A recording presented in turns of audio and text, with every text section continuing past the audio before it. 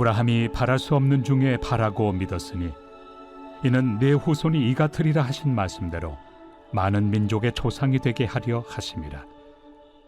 그가 100세나 되어 자기 몸이 죽은 것 같고 사라의 태가 죽은 것 같음을 알고도 믿음이 약하여지지 아니하고 믿음이 없어 하나님의 약속을 의심하지 않고 믿음으로 견고하여져서 하나님께 영광을 돌리며 약속하신 그것을 또한 능히 이루실 줄을 확신하였으니 그러므로 그것이 그에게 의로 여겨졌느니라.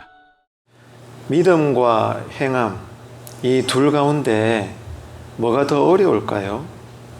한번 생각해 보세요. 믿음이 쉽겠습니까?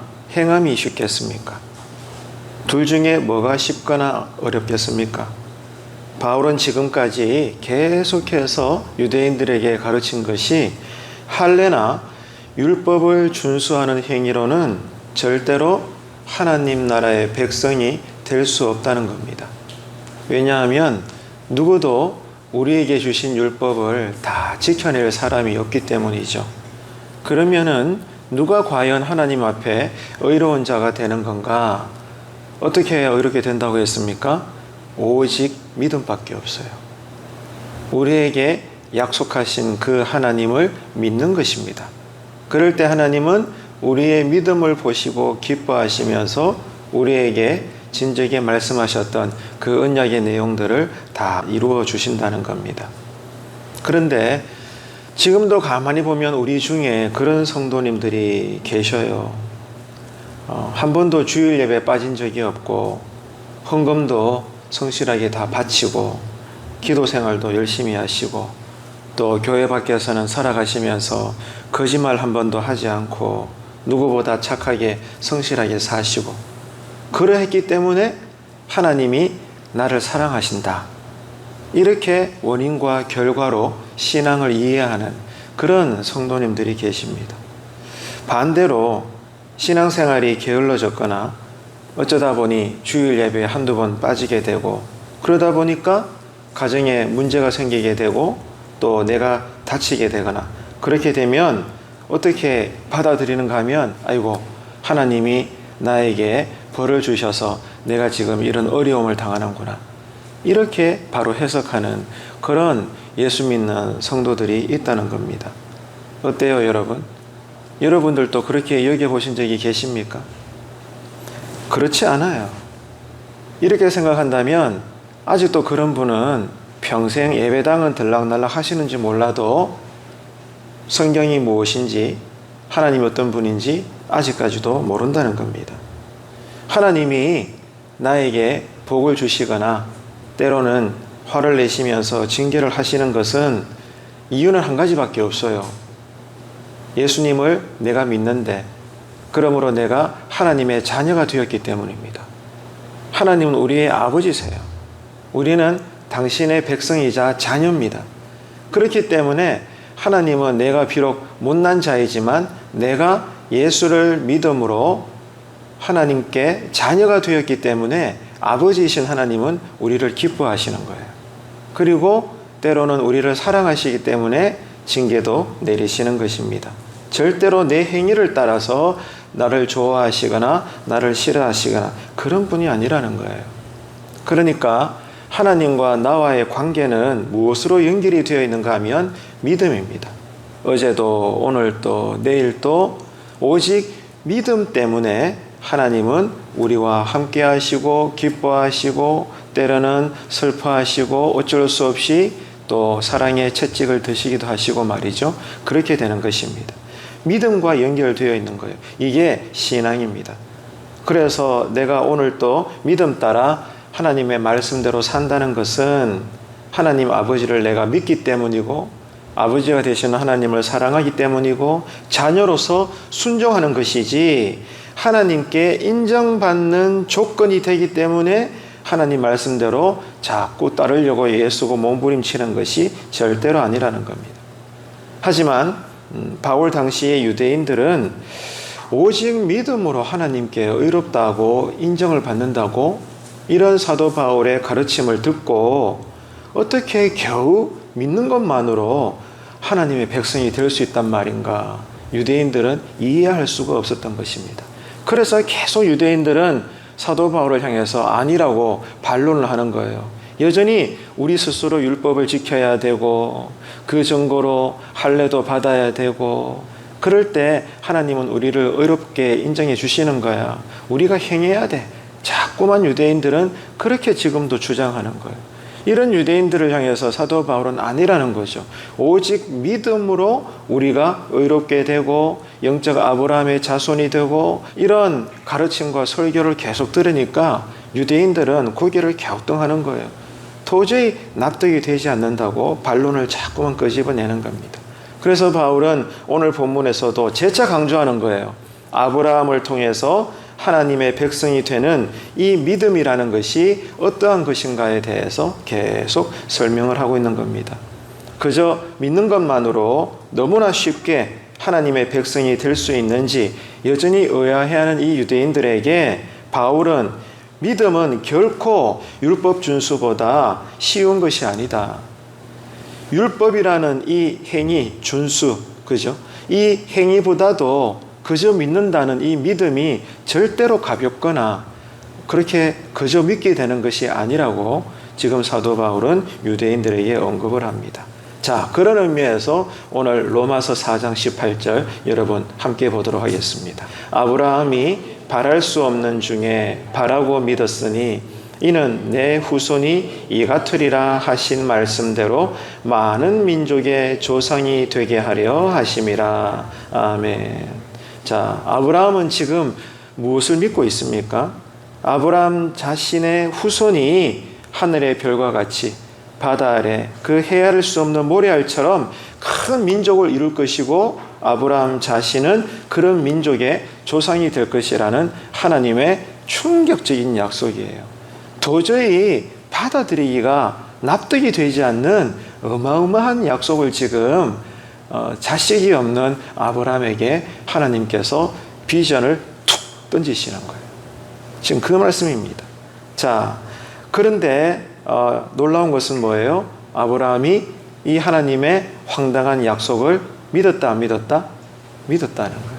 이게 더 충격적입니다. 먼저는 하나님이 무자한 이미 이제 노인이 되어서 허리가 꼬부라지는 그런 남자에게 하신다는 말씀이 너는 자식을 놓을 건데 어마어마한 민족을 이룰 거고 그 민족에게 너는 위대한 조상이 될 거다. 이런 황당무계한 약속을 하신 것도 놀랍고 그런데 더 놀라운 것은 이 약속을 아브라함이 냉큼 받았다는 것. 그 약속을 믿었다는 것입니다. 자, 이어서 19절 보시면서 함께 읽습니다. 그가 100세나 되어 자기 몸이 죽은 것 같고 사라의 태가 죽은 것 같음을 알고도 믿음이 약하여지지 아니했다. 여러분 놀랍지 않나요? 지금 아브라함은 자신에게 주어진 인간으로서의 이 자연의 섭리에 따라 현실이 어떤 것인가를 충분히 알고 있습니다. 모르는 사람이 아닙니다. 바보가 아닙니다, 여러분. 등신이 아니에요. 그런데도 불구하고 지금 19절의 증언이 뭐예요? 나나 내 마누라나 이제는 바싹 말라 비틀어진 그 나무 막대기에 불과하지 않다는 거. 절대로 이제는 애교를 가질 수 없다는 거. 누가 보더라도 다 아는 사실. 분명히 그 현실을 알고 있음에도 불구하고 뭐가 약해지지 않았다는 거예요? 하나님의 위대한 비전의 약속에 대해서 약해지지 않았다는 거예요. 이게 지금 성경의 증언입니다. 여러분, 지금 아브라함과 사라가 처한 현실이 뭐예요? 자식을 가질 수 없는 노인이 되었습니다. 아브라함은 이미 나이가 100세가 되고 아내인 사라 역시 태의 문이 닫힌 지 오래되었습니다. 이게 현실이잖아요. 자, 그런데 이어서 20절, 21절 계속 이어서 보도록 하겠습니다. 믿음이 없어 하나님의 약속을 의심하지 않고 믿음으로 견고하여져서 하나님께 영광을 돌리며 약속하신 그것을 또한 능히 이루실 줄을 확신하노니 아멘. 자, 그런데 놀라운 것이 뭐라는 거예요? 아브라함이 이렇게 황당한 약속을 하시는 하나님을 향하여 뭐 했다는 거죠? 의심하지 않고 믿었다는 거예요. 이게 여러분 기적이라는 겁니다. 이게 능력이라는 거예요. 믿음이 기적이고 능력입니다, 여러분. 오늘 이 새벽에 여러분 예배당에 왜 나오셨습니까? 무엇을 놓고 기도할 겁니까? 지금 여러분 삶에 여전히 하나님의 은혜로 해결해 주시고 닫힌 것을 열어주시고 채워주셔야 내가 살겠다고 말하는 인생에 여전히 나에게 놓여진 숙제들 때문에 기도하려고 나오셨잖아요. 아마 이런 우리에게 능력과 기적이라는 것은 내가 원하는 대로 소원 성취가 이루어졌을 때 야 기적이다, 야 능력이다, 역시 하나님은 살아계셔, 이렇게 반응하지 않겠습니까? 당연하죠. 그런데 성경을 읽어보게 되면 지금 방금 우리가 이렇게 인식하는 그게 기적이라고 여기는 이런 것들은 비교가 되지 않을 만큼 어마어마한 기적과 신자의 능력이 뭐라는 거예요? 나에게 주신 하나님의 약속의 말씀이 내가 믿어진다는 거예요. 이게 여러분 기적입니다. 이것보다 비교될 만한 기적은 없어요. 죽어가는 내 몸뚱아리가 낫고, 그죠? 닫혀진 자의 어떤 인생의 문이 열리고, 이거하고는 비교가 되지 않는 신자로서의 기적과 능력의 삶이 뭐라는 거예요? 오늘 또 내가 주의 말씀이 믿어진다는 것입니다. 할렐루야. 믿어진다는 거예요. 믿어지기 때문에 뭐 하죠? 성령님은 우리로 이 새벽에조차 기도하게 하시는 거예요. 내가 예수를 믿는다는 거, 예수님 보신 적 있습니까? 천하에 아무도 없잖아요. 그런데 우리는 필요하다면 순교를 하면서까지라도 우리는 예수 믿잖아요. 이게 뭐예요? 기적입니다. 기적. 이런 기적이 어디 있어요? 이런 여러분 능력이 어디 있냐고. 이게 여러분 오늘 말씀을 읽을 때 우리는 깨닫게 되는 것이고, 여전히 행위를 통해서 스스로 의로워질 수 있다라고 여기는 유대인들을 향해서 사도 바울은 아니라고 계속 강조하면서 믿음의 능력과 기적에 대해서 말씀하는 거예요. 그 믿음이 유대인들이 그토록 붙잡고 있는 율법 준수라는 행위보다 절대로 가볍지 않고 쉽지 않다. 행위보다 더 어려운 것이 믿음이다. 더 높은 수준이 믿음이다. 여기에 대해서 지금 바울은 강조를 하고 있는 것입니다. 약속을 의심하지 않고 아브라함이 믿었대요.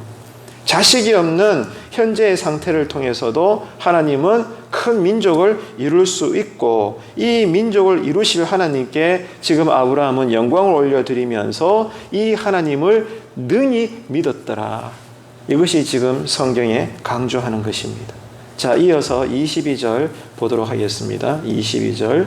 그러므로 그것이 그에게 뭐가 되었습니까?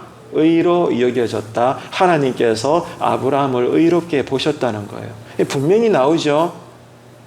한 번도 내가 주일 예배 빠지지 않고 한 번도 헌금 안 빼먹은 적이 없었고, 한 번도 여러분 교회 생활 누구보다 등한식 한 적이 없다고 해서 그 행위를 보고 하나님이 우리를 기뻐하시는 것이 아니라, 먼저 무엇이 하나님이 나를 기뻐합니까? 내가 하나님의 아들 예수 그리스도를 믿음으로 말미암아 담대히 하나님 앞에 나아가 하나님의 자녀로 산다는 것, 믿으시면 아멘 합시다. 이것이 하나님께 지금 기쁨이 되고 있다는 거예요. 오늘 이 새벽에도 하나님은 우리를 기뻐하십니다. 왜? 이미 나는 당신의 자녀니까. 하나님 나라의 백성이니까. 너무너무 기쁜 거라. 하나님의 아들, 딸들이 새벽에조차 일어나서 아버지를 바라보고 기도하니 하나님이 얼마나 기뻐하시겠어요? 그 행위를 보고 기뻐하는 것이 아니라 우리의 신분을 보고 기뻐하시는 거예요. 이게 신앙입니다. 이게 거듭남이고 본질입니다. 신앙의 내용에. 이 사실을 오늘도 절대로 헷갈리지 말고, 내가 누군가, 또 나를 붙잡고 계시는 하나님이 누군가, 이 신분의 관계를 믿음에 의해서 여러분 잘 이해하시고 오늘 또 신앙의 내용을 따라 사시는 저와 여러분의 기쁨의 하루가 되시기를 축복합니다.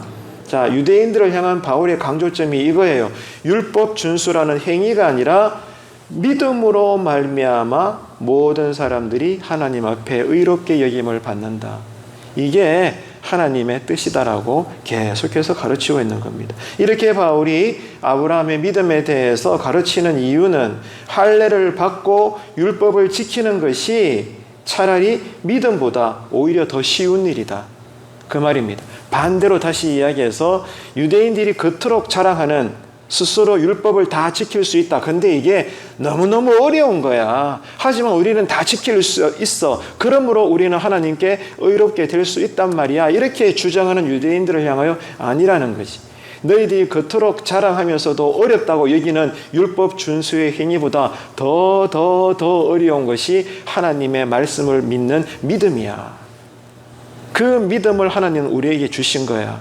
그러니까 더 어려운 믿음, 더 수준 높은 믿음을 가진 사람들을 보면서 하나님은 더 기뻐하시고 인정하시고 그를 의롭다라고 여겨주시는 거죠. 유대인식으로 말하자면 더 수준 높으니까, 더 어려운 과제를 우리가 행했으니까 그게 뭐라는 거예요? 한번 따라 하시겠습니까? 오직 믿음이에요.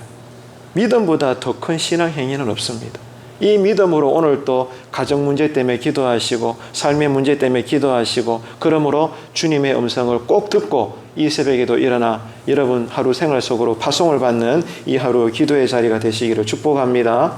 오늘 또 여러분 성도들 중에 가만히 보면 믿기만 하면 구원받는다는 이 말을 오해해서 복음은 쉽다, 복음은 간단하다 이렇게 생각하는 사람이 있습니다. 예수님을 믿음으로 구원받는다는 이 복음이 모든 사람들에게 기쁨의 소식이 되는 이유는 그저 내가 입술로 나는 예수님을 믿습니다 이렇게 말한다는 것 때문에 기쁜 소식이 되는 것이 아니라 우리 힘과 노력으로는 절대로 구원받아서 영생천국의 백성이 될 수 없고 지옥 갈 수밖에 없는데 예수님을 믿음으로 천국 가는 길이 열렸기 때문에 그 복음이 우리에게 기쁜 소식이다 그 말이에요. 이해가 되시죠? 그 내용이 우리에게 기쁜 소식인 거지 그저 입으로 그냥 딱 한마디 나는 예수님을 믿습니다. 여러분 이 행위 자체가 우리에게 기쁜 소식이 된다는 그 말이 아닙니다. 여러분 이 복음의 외침이 어떤 의미인가를 우리는 제대로 이해를 해야 되는 거예요. 그런데 그 예수님을 믿는 믿음이라는 것이 율법이라는 계명을 하나하나 준수하는 것보다 여러분 절대로 쉬운 것이 아니라 오히려 더 높은 수준의 어려움이 된다라는 것을 바울은 역설적으로 당시 유대인들에게 가르치고 있는 것입니다. 그러니까 믿음이라는 것은 그저 입술로 내가 표현하기를 나는 예수님을 믿습니다라고 그냥 말하는 정도로 끝나는 종교 행위가 아니라는 것입니다. 예수님이 십자가에 달려 죽으셨다가 다시 살아나신 이 분명한 역사적인 사실은 어떤 의미라는 거예요? 나 역시 2000년 전에 예수님과 함께 십자가에 못 박혀서 나는 이미 죽은 자다. 이 고백이 나는 예수님을 믿습니다. 그 고백이다. 그 말이에요, 여러분. 이해가 되십니까? 아무런 내 마음에 결단도 없이 회개도 없이 그저 누가 그렇게 말하라고 시키니까 예 맞아요 나 예수님 믿어요 이 정도의 고백이 아니라는 거예요. 누군가가 순서에 따라 교회에 등록을 해서 어느 정도 시간이 지나 물 세례를 받을 때 자 세례를 받는 과정 속에 내가 예수님을 믿습니다 고백하잖아요. 그 고백이 뭐라는 거예요? 나는 이미 2000년 전에 예수님이 십자가에 달려 나를 위해 죽으실 때 나도 거기서 예수와 함께 죽은 존재입니다. 그것을 고백하는 거예요. 그게 나는 예수님 믿습니다. 그 말입니다. 그리고 그게 끝입니까? 아니죠. 지금 내가 살아 있어서 세례를 받는다는 것은 부활하신 예수님이 지금 나를 통해 사시는 겁니다. 나는 예전에 진적에 죽었고 지금 나는 예수로 새롭게 삽니다. 그래서 예수 믿기 전의 생활을 나는 이제 살지 않습니다. 나는 이제 완전히 다른 삶을 살게 되었습니다. 이걸 내가 세상을 향하여 선포합니다. 꽝꽝꽝. 그게 뭐라는 거죠? 세례 받는 거다. 그 말입니다. 그러니까 어마어마한 고백이 담겨져 있는 거예요. 사람이 마음으로 믿어 입술로 시인한다는 거 뭐예요? 정말 예수님은 나의 구세주가 됩니다. 나는 죄인이었지만 예수님을 믿음으로 구원받음을 믿습니다. 그 고백이라는 것은 2000년 전에 나는 이미 예수와 함께 죽었고 이제 내가 사는 것은 예수님이 나를 통해 사시는 것이기 때문에 나는 예수 믿기 전에 그 사람이 아닙니다. 가정 생활도 다르고 일터 생활도 다르고 생각하는 것이나 생활의 습관이나 모든 것들이 달라도 완전히 나는 새롭게 창조되었습니다. 나는 예수님의 것입니다. 할렐루야. 이 위대한 선포가 세례받는 그 세례식이다. 그 말이에요.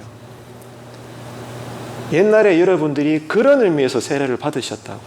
지금도 세례받는 자가 있다면 교회에서는 이것을 철저하게 진리 교육을 시켜야 된다 이 말입니다.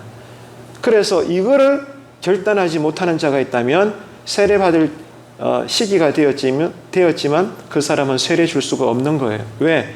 거듭난 자가 세례받거든. 이 고백을 할 수 있는 자가 세례를 받을 수 있다고요. 우리 교회는 오직 앞으로도 말씀을 따라 누군가에게 세례를 줌으로 여전히 성경대로 세워지는 그런 신앙 공동체가 되기를 주님의 이름으로 축복합니다. 이 믿음이 있기 때문에 나는 이제 예전과 이후의 삶이 완전히 달라지게 된 거예요. 그래서 지금도 다시 순교의 시대가 열린다면 나는 예수님을 믿기 때문에 인간적으로는 두렵지만 여전히 나는 예수님 때문에 나도 내 생명 하나 바칠 수 있다. 순교자가 될 만큼 내 입술로 예수를 믿는다는 고백은 유대인들이 주장하는 율법 준수의 행위보다 더 어려운 그러한 것이 된다 그 말입니다. 그 정도로 내가 입술로 마음으로 믿어 입을 열어 예수님을 믿습니다. 예수님을 사랑합니다. 하나님은 나의 전부입니다. 나는 하나님의 것입니다. 이 입술의 고백이 어떤 고백인가를 사도 바울은 지금 유대인들에게 피를 토하면서까지 그 진리의 말씀을 가르치고 또 가르치고 있다는 거예요. 지금 새벽에 나와서 예배를 드리는 저와 여러분이 어떤 존재인가? 내가 오늘 새벽에도 예배드리고 기도하는 이 믿음이 어떤 믿음인가? 나는 지금 하나님 앞에 어떤 신분의 자녀인가? 깊이 여러분 기억하시고 헤아리시면서 이 아침에 기도하시기를 축복합니다. 그럼 기도 내용이 달라지겠죠, 당연히. 똑같은 내용의 기도라도 다르다고 그 내용의 맛이. 여러분 새로운 기도의 은혜의 맛이 여러분에게 이제는 날마다 체험되어지기를 간절히 바랍니다.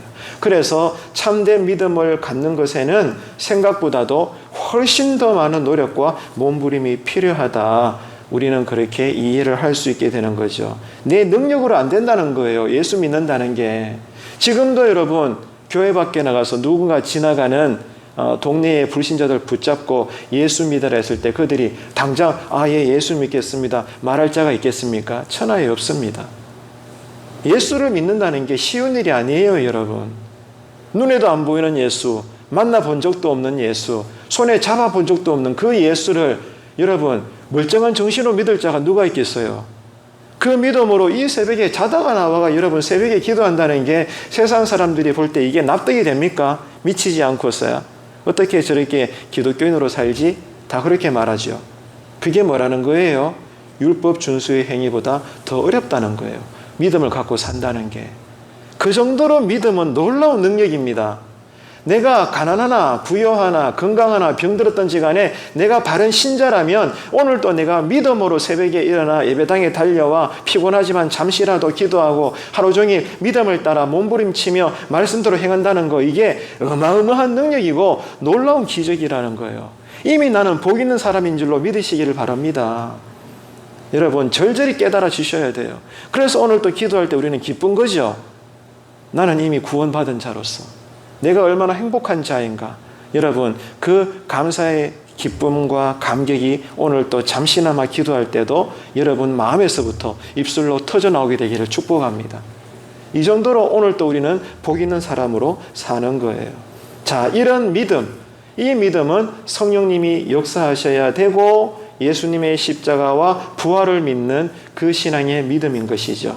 그래서 예수님을 믿는다고 말하는 나는 지금 이 믿음을 제대로 갖고 이 새벽에도 예배당에 나온 것인지, 그리고 예배가 끝나면 잠시라도 이 믿음으로 기도하는 것인지, 나는 정말 이 믿음으로 평생을 살고 있는지 성찰해 봐야 되는 것입니다.